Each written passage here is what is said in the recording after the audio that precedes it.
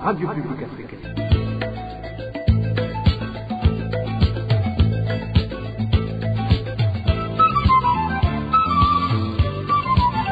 Radio Publique Africaine.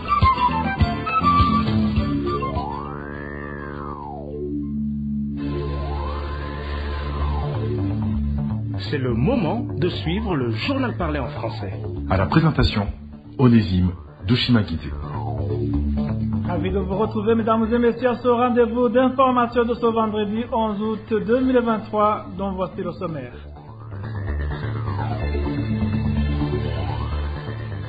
L'administrateur de la commune de Mabaï et certains responsables administratifs à la base ont été arrêtés ce jeudi et seraient détenus dans les cachots du service national de renseignement à Bujumbura. Vous aurez les détails dans cette édition.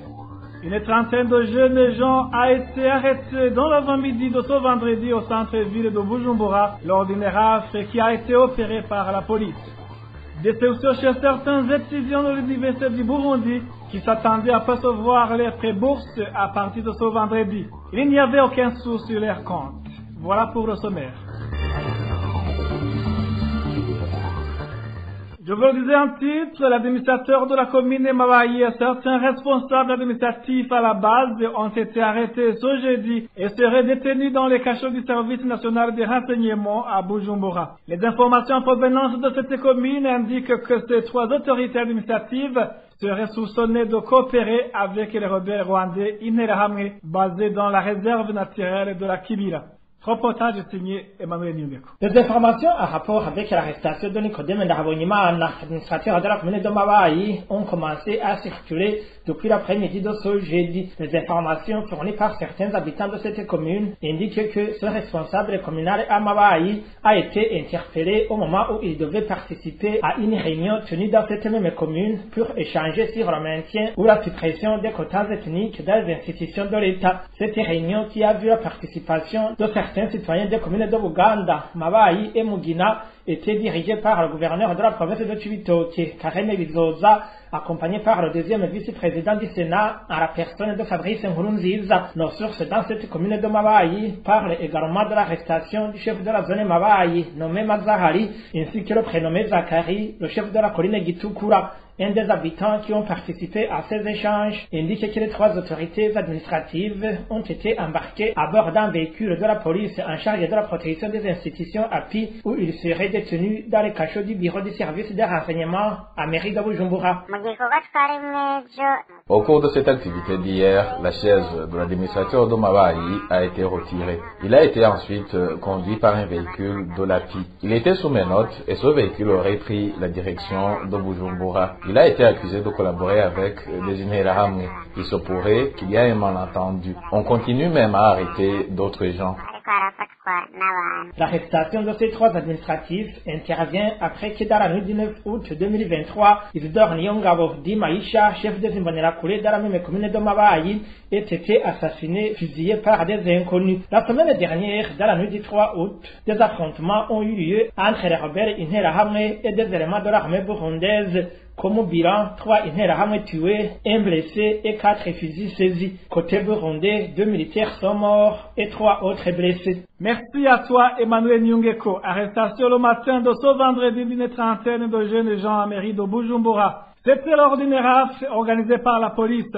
Les personnes arrêtées ont été conduites au cachot de police se trouvant à l'ex-marché central de Bujumbura. Cependant, avec 20 000 francs burundais, l'on pouvait relâcher chacune des personnes arrêtées. Certains habitants de la mairie de Bujumbura trouvent que c'est une rafle organisée juste pour rançonner la population. Les détails avec Eric Nyonzima. C'est à partir de 9h30 ce vendredi que la police a procédé à un rafle sur certains lieux de rencontre publique à mairie de Bujumbura. L'espace dit Brarudi et Rubata étaient les plus visés. Les arrestations ont été faites en masse. Toute personne qui était sur place tranquillement assise ou en train de prendre un fanta a été arrêtée et conduite au gâchot de la Sogemark avec ce marché central de Bujumbura. Des sources sur place indiquent que même certains passants n'ont pas été épargnés.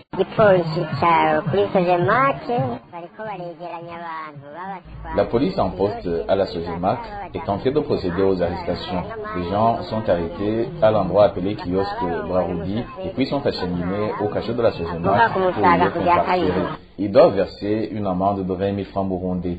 À la tête de ce groupe de policiers se trouve un certain Mouarabou, natif de la 2e avenue, à Moussaga. Les gens estiment que cette rafle est une occasion créée sciemment pour rançonner la population.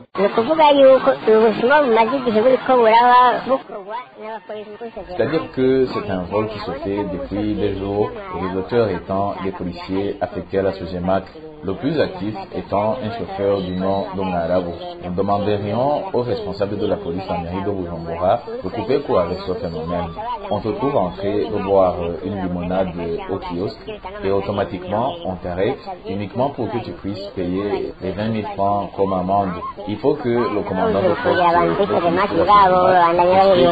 la cause de ce phénomène, d'autant plus que l'on a même interdit l'incarcération à la Sogemac. La rédaction de la RPA n'a pas encore pu joindre ni le commissaire de police à mairie de Bujumbura, ni le maire de la ville de Bujumbura pour plus ample éclaircissement. Merci à toi aussi, Eric Eliondima. Après une petite transition, nous parlons éducation. RPA. Je vous le disais en titre, déception chez certains étudiants de l'Université du Burundi. Alors qu'ils s'attendaient à percevoir leur bourse à partir de ce vendredi, ces étudiants ont été étonnés de voir qu'il n'y avait rien sur leurs comptes. Pourtant, le représentant des étudiants avait annoncé dans un communiqué de ce jeudi que l'argent avait déjà été déposé sur leurs comptes. Écoutez le témoignage de l'un des étudiants de l'Université du Burundi.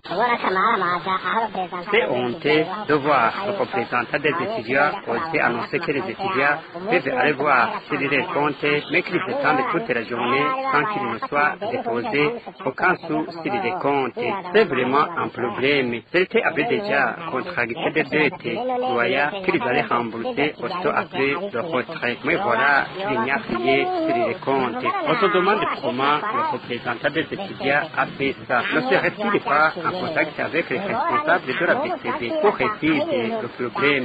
Ce sont autant de questions que l'on se pose. Vous voyez que le communiqué a été signé le 10 août, mais voilà que les comptes ne sont pas encore alimentés. On avait en plus des arriérés. Ne vois-tu pas ce qui est écrit sur le communiqué? On devait nous donner des mois pour chacun. Par exemple, ces 10 bases 3 étaient au point de terminer la première tranche. Donc, on nous devait presque des tranches.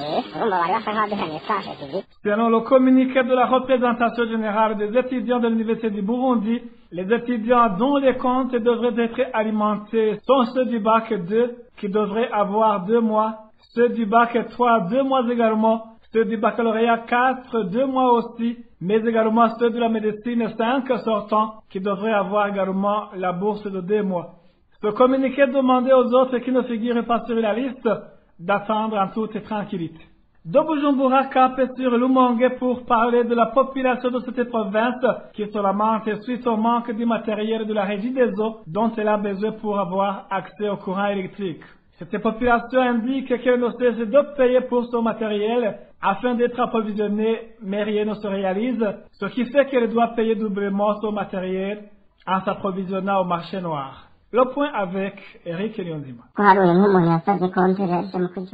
Imaginez quelqu'un qui a payé depuis décembre 2022, mais qui n'a pas encore eu son compteur jusqu'à aujourd'hui. Quant aux autres, ils ont décidé d'acheter les fils conducteurs au marché noir, alors qu'ils les avaient déjà payés à la Régie des eaux. Il s'agit d'un habitant de la province de Rumonge qui s'insurge contre la Régie des eaux à cause de son lenteur dans son devoir de fournir le courant électrique comme ça devrait l'être. Le pire dans tout cela, selon la population de Rumonge, c'est qu'après plus de 8 mois d'attente pour être servi, on te dit qu'il n'y a pas de compteur et quand les compteurs sont disponibles, on te dit qu'il y a un manque de fils électriques et vice versa. Par la suite, ce sont les demandeurs du courant électrique qui achètent le matériel qui manque alors qu'ils avaient payé à la Régie des eaux. Cet habitant témoigne et pointe du doigt un certain Zaburon et Maribanga, tous employés de la Régie des eaux à Rumonge. Tu peux demander un devis à la Régie des eaux pour que tu sois alimenté en courant électrique. Par la suite, on te fait ce devis et tu payes sans tarder. Mais quand tu demandes quand le compteur sera disponible, les agents de la Régie des eaux répondent que le compteur est disponible, mais que seuls les fils électriques manquent toujours. La plupart des clients de la Régie des eaux décident d'acheter eux-mêmes ces fils électriques au marché noir pour avoir le courant. Malheureusement, même en cas de disponibilité de ces fils conducteurs, le nommé Zabulon et un certain Maribanga les vendent pour leurs intérêts au lieu de distribuer à ceux qui les ont demandés. Donc, en cas de disponibilité des compteurs, il y a un manque de fils conducteurs et vice-versa. De l'autre côté, la population de la province de Rumongue indique que tout cela résulte des magouilles qui sont commises par des employés de la régie des eaux, du fait qu'il y a d'autres personnes qui parviennent à avoir facilement 5 compteurs et fils électriques, ce qui montre qu'il y a un versement des ponts d'eau au personnel de la régie des eaux pour être servi avant les autres. Il y a une autre catégorie de personnes qui passent à côté et font la demande après ceux qui ont payé avant. Ces personnes trouvent facilement les compteurs. Je ne connais pas l'astuce qu'elles utilisent. Donc, vous comprenez qu'il y a des noms qui sont sacrifiés en faveur des autres. C'est-à-dire que quand tu as quelque chose à donner aux employés de la régie des eaux, là tu es servi rapidement. Moi, je connais quelqu'un qui a payé tout le devis de la régie des eaux depuis décembre 2022, mais il n'a pas encore été servi jusqu'à aujourd'hui. Quand nous leur demandons pourquoi, ils répondent que nos compteurs ne sont pas encore disponibles. Pourtant, il y a d'autres qui ont fait la demande après et qui ont été déjà servis.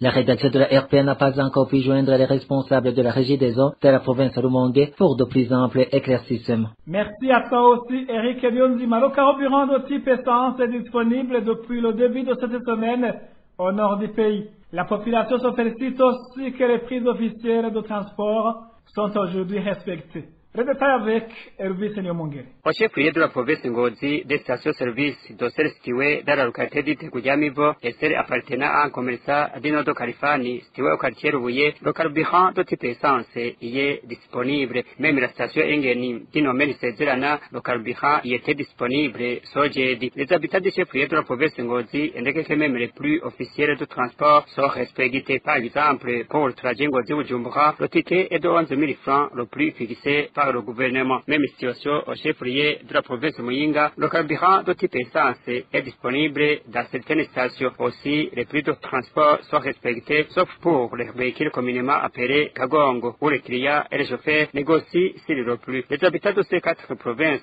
du nord du Burundi, à savoir Ngozi, Muyinga, Kirundo et Kayanza, indiquent que le carburant est aujourd'hui disponible. Le carburant est disponible sur certaines stations-service, même s'il y a aujourd'hui une rupture de ce produit, les camions d'approvisionnement ne tardent pas comme avant. Vraiment, pour le moment, la problématique de pénurie de carburant est presque résolue. Pour le moment, on ne parle plus de carburant au marché noir.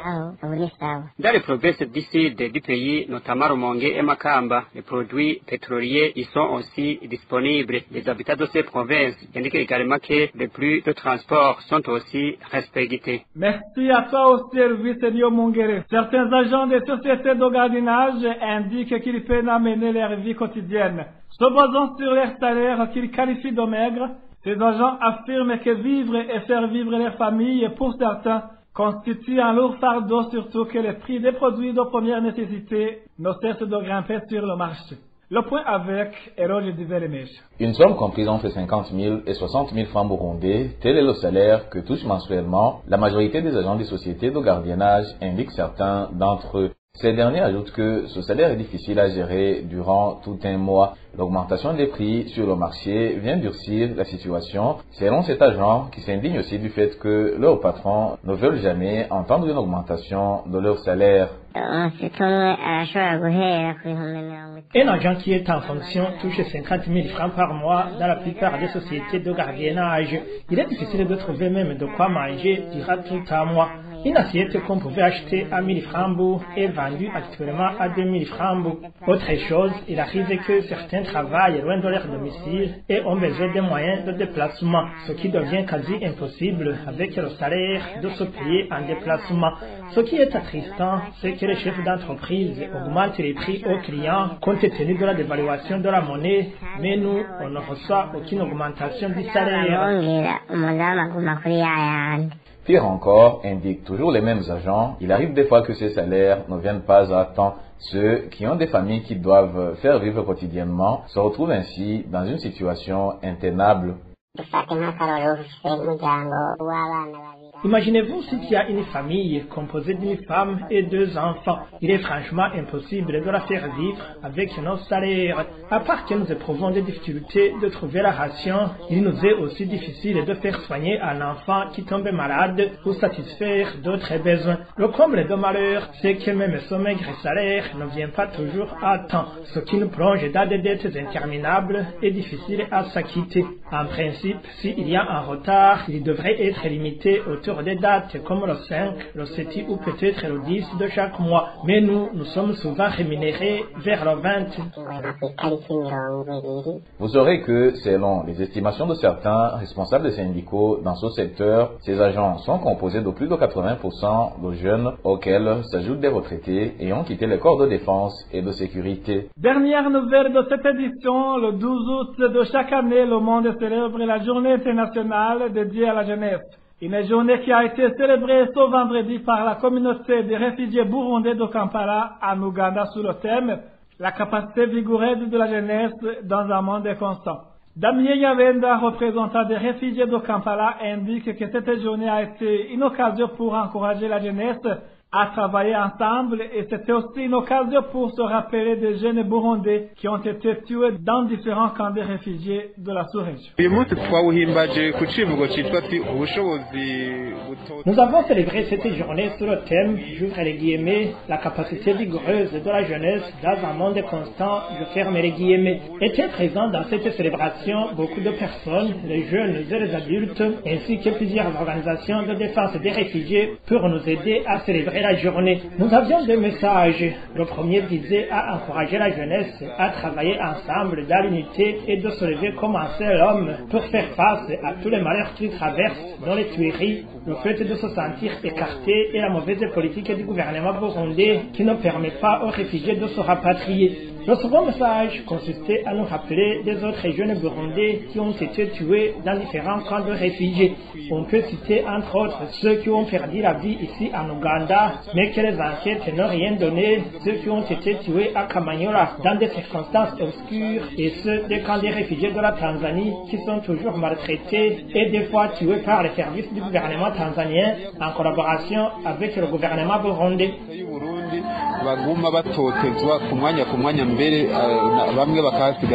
Différents groupes de gens ainsi que les organisations engagées dans l'assistance aux réfugiés avaient rehaussé de leur présence les activités de cette journée. Ainsi prend fin cette édition. Merci de l'avoir suivi. Merci aussi à l'équipe de la rédaction et à l'équipe technique pour leur bonne collaboration. À la présentation, vous étiez avec Onésime de Chimagit. Bon début de week-end à tous.